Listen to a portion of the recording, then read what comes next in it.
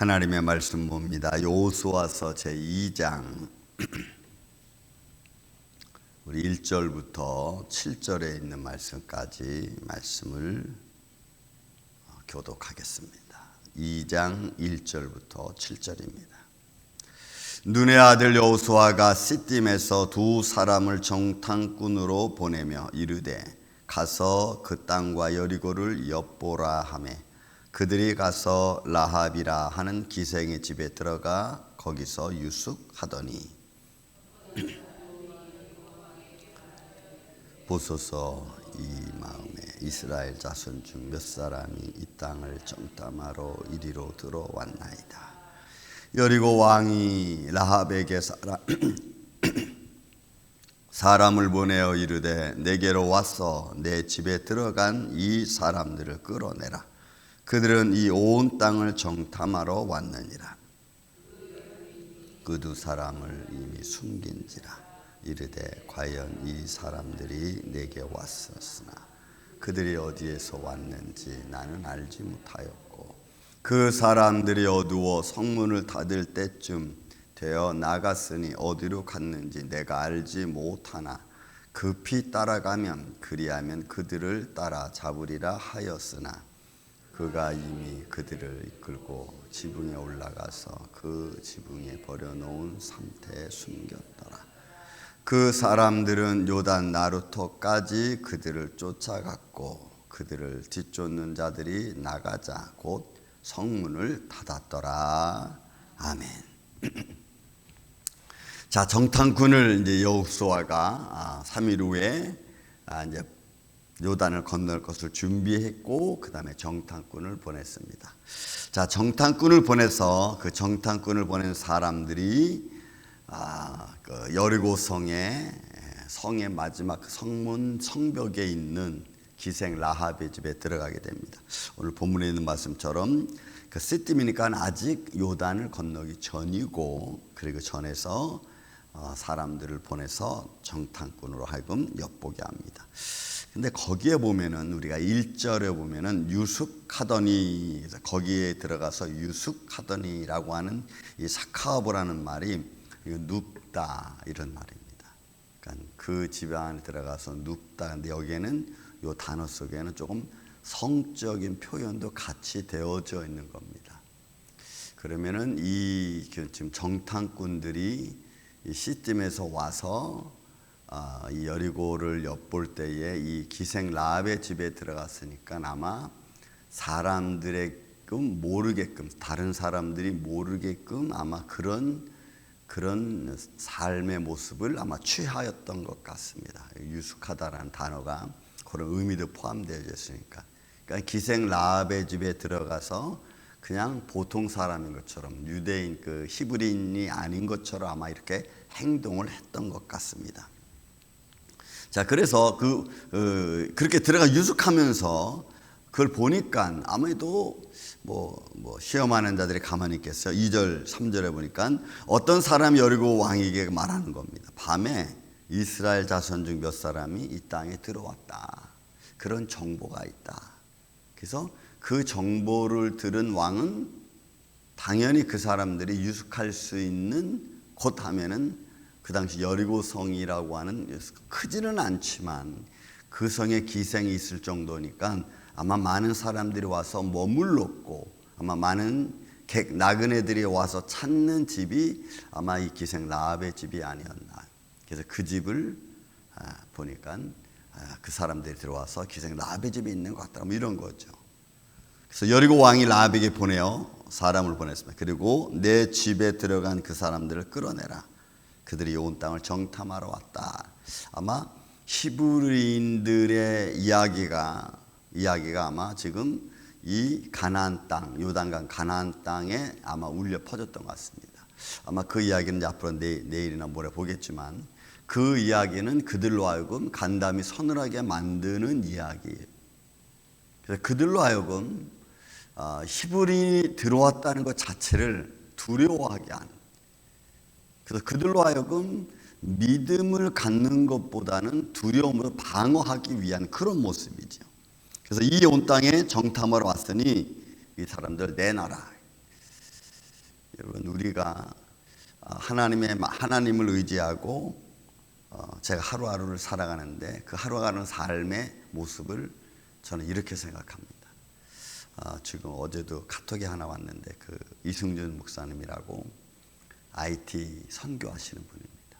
그 IT에서 나온 사람들이 도미니카의 그 변방에 머물고 그 변방에 머물면서 그들을 치유하는, 지금 도미니카 그 IT를 들어갈 수 없으니까 그 이승준 목사님이 자신이 이제 병에 걸리고 하다 보니까 연약한 환경에서 병에 걸리고 그래서 이제 병원도 수없이 왔다 갔다 그리고 그 죽을 고비 70 전에 죽을 고비를 3번이나 넘겼는데 지금까지 내가 살고 있습니다, 이런 표현으로 저한테 보냈습니다.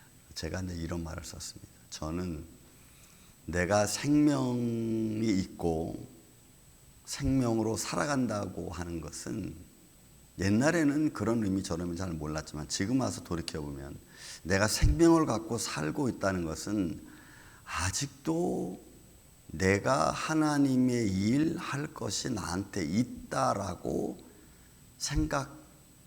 생각되어집니다.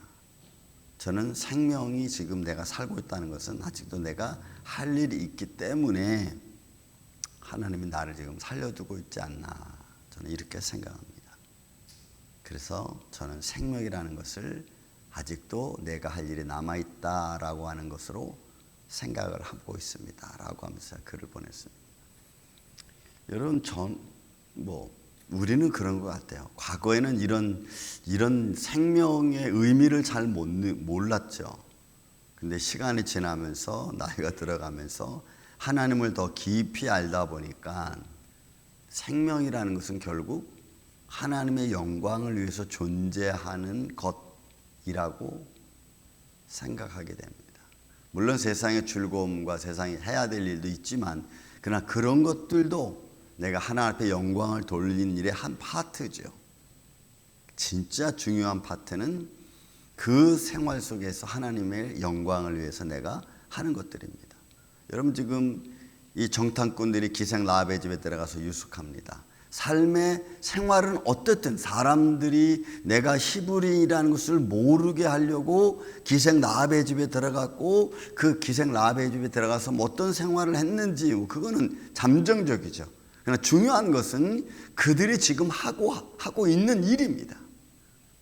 왜 지금 여리고성에 들어왔고 그 여리고성을 통해서 하나님께 어떻게 영광을 드릴 것인가를 찾는 사람이죠. 정탐꾼에서 이성의 약점을 찾고 이성이 어떻게 무너뜨려 이런 것도 있겠지만, 그러나 그 상황 전체가 다 뭐에 관한 겁니까? 하나님 앞에 영광 돌리는 일이죠. 그래서 사람들의 일거수일투족이 중요합니다. 여기서 여러분 나타나는 삶이, 여인의 집에 들어왔고 왕이 그 사람들을 찾으러 왔고 기생 라합은 그를 숨깁니다. 보면 4절에 보니까 그 여인이 그 두 사람을 이미 숨겼습니다. 숨기고 하는 말이, 내가 그 사람 어디로 왔는지 모른다. 근데 왔기는 왔는데 나갔다. 근데 어디로 갔는지 모른다. 그렇지만 당신들이 찾아 나가면 찾을 수 있을지도 모른다라고 하는 거짓말이죠. 그런데 그 거짓말조차도 결국은 하나님의 뜻을 이루어가는 일에 한마디 보탬이 된 겁니다. 정탐꾼을 숨기고 또 이 여인이 이런 거짓말은 결국은 생명을 걸고 하는 말입니다. 하나님의 영광을 이루는 데 있어서 한 여인의 생명 건 거짓말이죠. 생명을 건 거짓말. 근데 그 생명은 살리는 생명이죠. 죽는 생명이 아니고.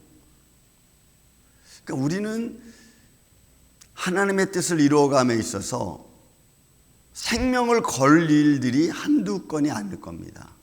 내가 다른 사람들로 하여금 안 좋은 말을 듣고 때로는 좀 험한 말을 들어도 그게 생명을 걸고 생명을 살리는 일이라면 우리는 과연 거기서 어떻게 결정을 할까?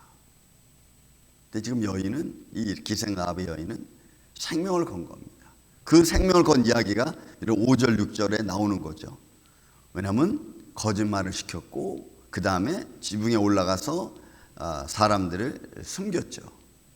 그 행위도 결국은 뭐예요? 살기 위한, 정말로 내가 살려면은 어떻게 행동을 해야 되느냐.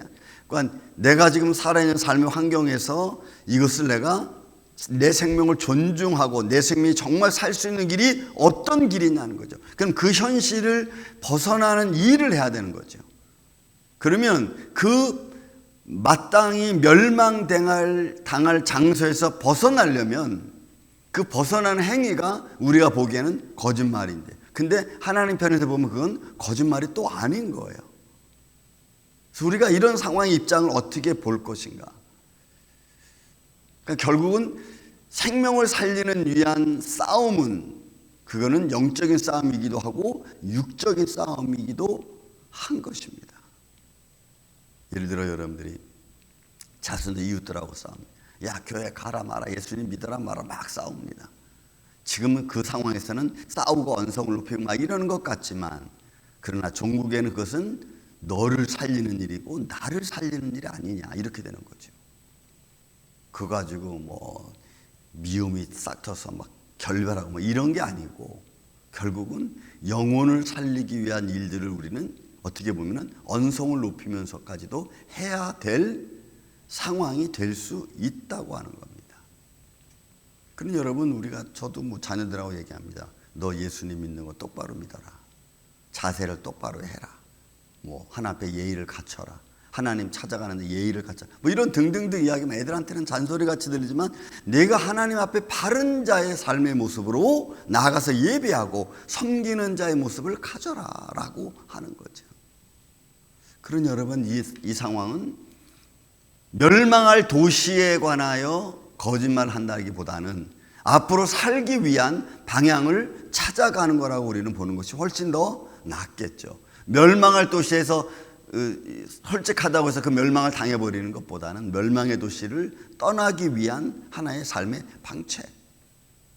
그래서 여러분, 우리는 매 순간순간마다 이런 일을 당하여 생명을 관한 거라면 싸고 뭐 지지고 볶고 막 그냥 죽이고 살리고 이런 게 아니고, 생명을 위한 길이라면 담대하게 자기를 때로는 포기하고 방향을 바꿀 수 있는 그런 마음. 과연 우리의 삶 속에 오늘 어떤 일이 일어날지, 또 어떤 일을 만날지, 어떤 말들을 해야 될지, 여러분들의 생명에 관한 일이라면 담대하게 나갈 수 있는, 그리고 그것을 선택할 수 있는 이 아침 저와 여러분 되시기를 예수님의 이름으로 축원을 드립니다. 사랑과 은혜가 많으신 아버지 하나님, 세상에서는 거짓말 같은데 영혼을 살리는 일이라면 우린 삶의 방향을 바꿀 수밖에 없습니다. 아니, 바꿔야 됩니다. 그것은 생명의 길이기 때문에 그렇습니다. 주님, 오늘 기생 라합의 모습을 바라봅니다. 멸망할 도시를 우리가 바라보면서 정말 하나님의 영광이 어디에 있는지, 주의 뜻을 이루어가는 삶의 과정이 어디에 있는지 우리가 담대히 일어서고 결정할 수 있도록 주님 때마다 일마다 돕는 은혜를 더하여 주옵소서.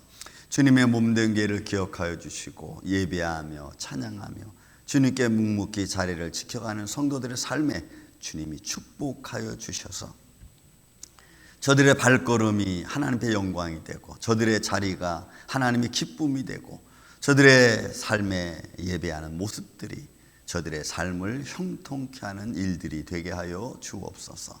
주님 감사합니다. 오늘도 이 아침에 예배자들을 축복해 주심을 감사합니다. 수고하며 애쓰며 힘쓰는 저들의 손길과 마음을 주님께서 외면하지 마옵시고 하늘의 아름다운 보고를 열으사 저들을 축복하여 주옵소서.